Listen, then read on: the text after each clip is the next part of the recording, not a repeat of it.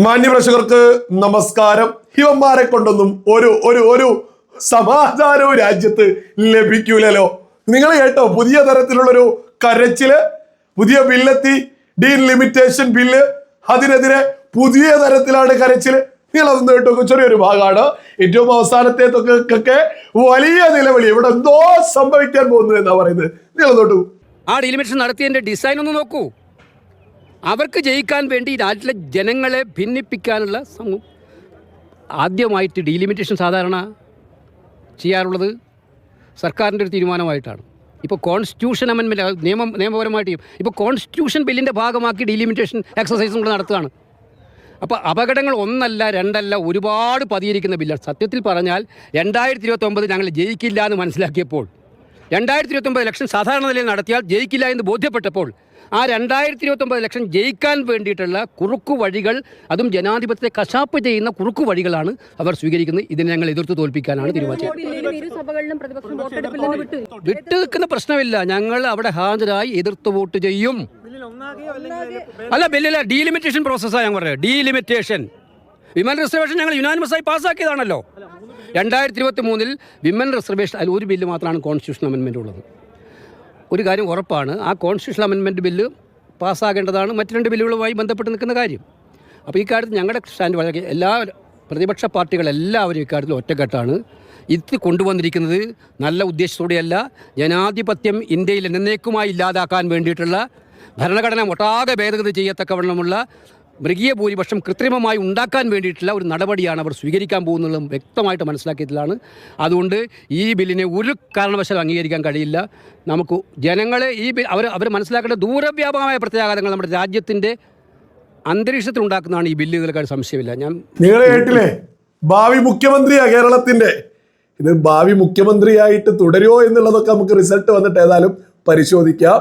ഇയാളൊക്കെ യജാതി വിവരമില്ലായ്മയാ ഈ വിളിച്ചു പറയുന്നത്. ഇയാളൊക്കെ ഇത് പേടിപ്പിക്കൽ തുടങ്ങിയിട്ട് എത്ര കാലായി? 2014 മുതൽ രാജ്യത്തെ സകല മുസ്ലിങ്ങളെയും ഇയാളൊക്കെ പേടിപ്പിച്ചിട്ടാണ് മുന്നോട്ട് വന്നത്. ഇപ്പൊ ഓരോ വിഷയം വരും. ഇപ്പോ ഡീലിമിറ്റേഷനുമായി ബന്ധപ്പെട്ട്, അതായത് 543 ലോക്സഭാ MP-മാരുടെ സീറ്റിന് പകരം അത് 850 വർദ്ധിപ്പിക്കുന്നതുമായി ബന്ധപ്പെട്ട് ഡീലിമിറ്റേഷൻ ബില്ല് വരുന്നു. അതിനെതിരെ വലിയ രീതിയിൽ ജനങ്ങൾക്കിടയിൽ ഭയപ്പെടുത്തുക ജനങ്ങളെ. എൻ്റെ ലളിതമായിട്ടുള്ള ചോദ്യം, സകല സാധാരണക്കാർക്കും വളരെ ലളിതമായിട്ട് മനസ്സിലാക്കാൻ സാധിക്കുന്ന, ഇവരെന്തിനാണ് ഇതിലേക്ക് ഇങ്ങനെ ഭയക്കുന്നത്? അല്ല, കോൺഗ്രസ് രാജ്യം ഭരിച്ചിരുന്ന സമയത്ത് ഇവിടെ ആ സമയങ്ങളിലൊക്കെ ജനസംഖ്യ ആനുപാതികമായിട്ട് അന്ന് സീറ്റ് വർധനവും ഡീലിമിറ്റേഷനൊക്കെ നടത്തിയ സമയത്ത് ഇവർക്ക് അനുകൂലമായിട്ടായിരുന്നു മണ്ഡല പുനർനിർണയമൊക്കെ തന്നെ നടത്തിയിരുന്നത്. അങ്ങനെ നടത്തിയത് കൊണ്ടാണോ ഇപ്പൊ പുതിയത് വരുന്ന സമയത്ത് സകലതും ഭരിക്കുന്നവർക്ക് അനുകൂലമായിട്ട് വരുമോ എന്നുള്ളത് ഇവർ ഭയക്കുന്നത്? ഇതൊക്കെ സാധാരണക്കാര് ചിന്തിക്കുന്നതല്ലേ. കോൺഗ്രസ് രാജ്യം ഭരിച്ച സമയത്ത് നിരവധി സമയത്ത് മണ്ഡല പുനർനിർണയമൊക്കെ തന്നെ നടന്നിട്ടില്ലേ? അപ്പൊ അവര് ഭരിച്ചിരുന്ന സമയത്ത് അവർക്ക് അനുകൂലമായിട്ട് അവർ സകല കാര്യങ്ങൾ ചെയ്തത് കൊണ്ടാണോ ഇപ്പൊ മറ്റൊരാള് ഭരിക്കുന്ന സമയത്ത്, മറ്റൊരു പാർട്ടി ഭരിക്കുന്ന സമയത്ത് ഇതുപോലെ പേടിക്കുന്നത്?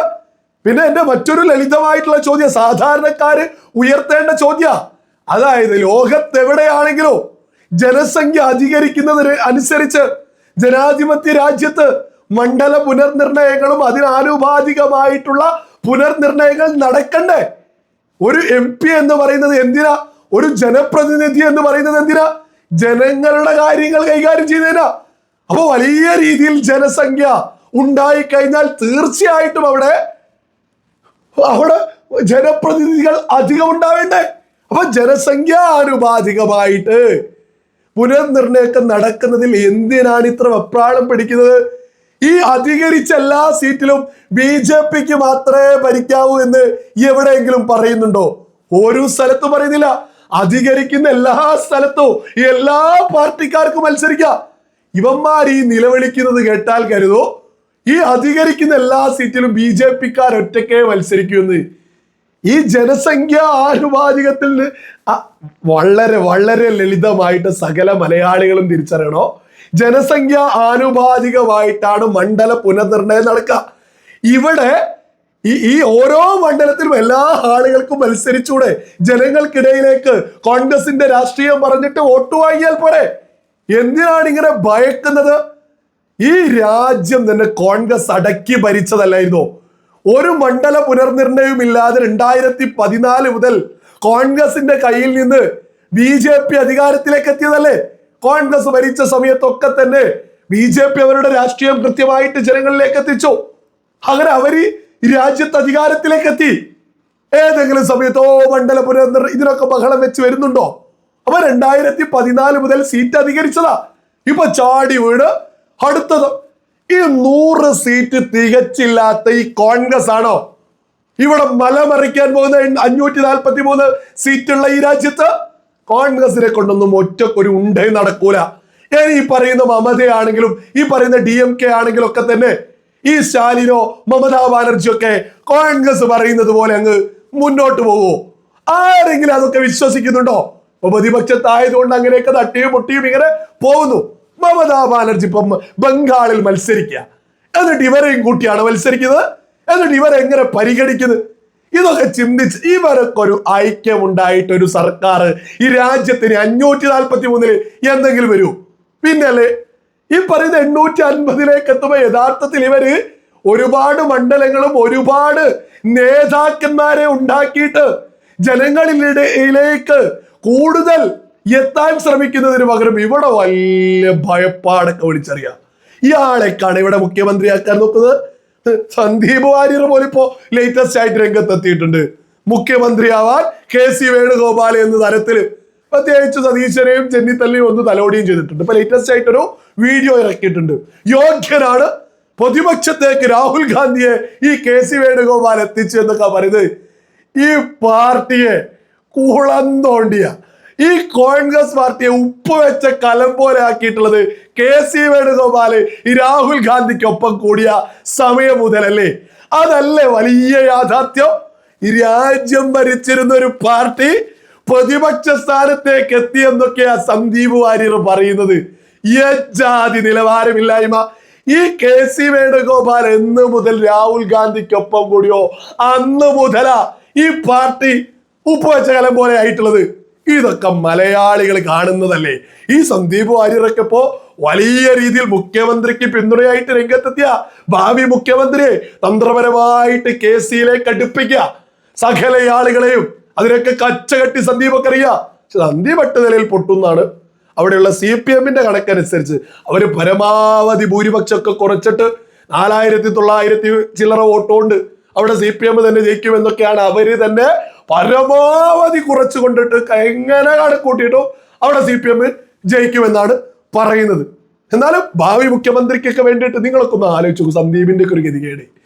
രാജ്യത്തിന്റെ പ്രധാനമന്ത്രി നരേന്ദ്രമോദിക്ക് വേണ്ടി അമിത്ഷാക്കൊക്കെ വേണ്ടിയിട്ട് അവരുമായി ബന്ധപ്പെട്ട് നിരവധി കാര്യങ്ങൾ വിളിച്ചു പറഞ്ഞ അതേ ആള് ഇപ്പോ അവരോടൊന്ന് മുട്ടാൻ പോയിട്ട് അവരുടെ അയലത്തേക്ക് പോലും എത്താത്ത KC വേണുഗോപാൽ സംഭവമാണെന്നും പറഞ്ഞ് നടക്കുന്ന യജാതി ഗതികേട് ഈ സന്ദീപ് വാര്യർക്കൊന്നല്ലാതെ കേരളത്തില് മറ്റാർക്കെങ്കിലും വന്നിട്ടുണ്ടോ? ഇവിടെ എന്തോ വന്നാൽ, അതായത് മണ്ഡല പുനർനിർണയം ആയിക്കൊള്ളട്ടെ, FCRA ആയിക്കൊള്ളട്ടെ, അതേപോലെ തന്നെ പൗരത്വം ആയിക്കൊള്ളട്ടെ, ഇവിടെ SIR ആയിക്കൊള്ളട്ടെ, ഇവിടെ എന്ത് വന്നാലും ഈ KC വേണുഗോപാലും കൂട്ടരും ഇവിടെയുള്ള സകല സാധാരണക്കാരുടെയും മനസ്സമാധാനം അങ്ങ് കെടുത്തുക എന്നല്ലാതെ ഇവരെ കൊണ്ടൊക്കെ ഈ നാടിന് എന്തെങ്കിലും ഉപകാരമുണ്ടോ?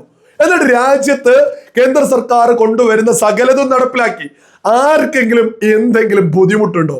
ഈ പറയുന്ന ഡീലിമിറ്റേഷൻ ബില്ല് ഇതും നടപ്പിലാക്കും. മണ്ഡല പുനർനിർണയിക്ക ഇവരെന്ത് ബഹളം വെച്ചാൽ എന്ത് ഇവിടെ നടപ്പിലാവും. കാരണം ഇത് ജനാധിപത്യ രാജ്യ, എല്ലാവർക്കും വോട്ട്, കൂടുതൽ ആളുകളിലേക്ക് ജനപ്രതിനിധികൾ എത്തണം. ഈ ആവശ്യമൊക്കെ ഉയർത്തിപ്പിടിച്ചിട്ട് കേന്ദ്ര സർക്കാർ ഇത് നടപ്പിലാക്കുന്നതിന് രാജ്യത്തെ ജനത കൈയടിക്കില്ലേ? കോൺഗ്രസ് ഇനി എന്ത് സംഭവിച്ചാലും അധികാരത്തിൽ വരില്ല എന്നുള്ളത് മറ്റൊരു വലിയ യാഥാർത്ഥ്യമെന്ന് കോൺഗ്രസ്സുകാരെന്നാ തിരിച്ചറിയാം.